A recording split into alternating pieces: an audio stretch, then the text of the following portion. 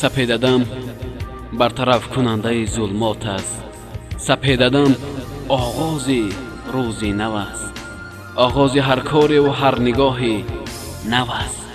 سپیددم تولید کننده عقیده و مرام هر یک انسان است.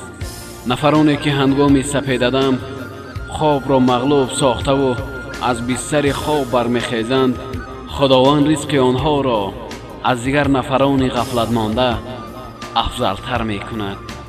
از این رو سپیددم برای کار هر انسان سخی و با معرفت است.